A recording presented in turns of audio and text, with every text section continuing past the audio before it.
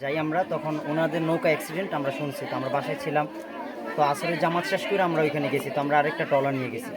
তো যখন ওদের এখানে ট্রলার নিয়ে যায়, তো তারা এখন প্রথমে ওইখানে কিছু করে নাই। তো আমার মানে তাদের যে যাত্রী ছিল, যাদেরকে তারা ভাড়া নিয়ে গেছে, তারা আমাদের এলাকারই ছিল। কিন্তু পরবর্তীতে যখন আমরা নৌকাটাকে আনতে গেছি, যখন আমরা রড আনতে গেছি, তখন তারা আমাদেরকে রাম দাও, তারপরে বিভিন্ন ধরনের অস্ত্রের মাধ্যমে আমাদেরকে ভয় দেখাইছে।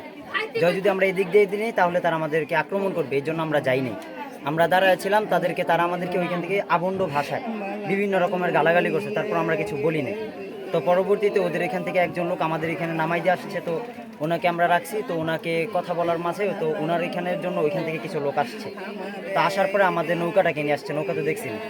আর তারা ওইখানে যখন আমাদের লোকটা ওইখানে ছিল, আমাদের লোক মানে যারা নৌকা থেকে নামায় ওরা ওইখানে নামাইছে, তখন ওদের কাছে বাসার কাছাকাছি যাওয়ার পরে ওরা ওদেরকে মানে অস্ত্রের ভয় দেখাইছে, মানে ওদের জোরটাই যেমন বাইরে গেছে ওদের বাসার এখানে, মানে একটা কেউ আমাদেরকে ধরে নাই। ওদের কাউকে চিনতে পারছেন, নাম টাম জানতে পারছেন? না না না, এই যে আমাদের যেহেতু এলাকার না, আর আমরা এখানে থাকি, এই জন্য মানে ওদেরকে চিনতে পারিনি। আপনার নাম কি? নয়ন। ঠিক।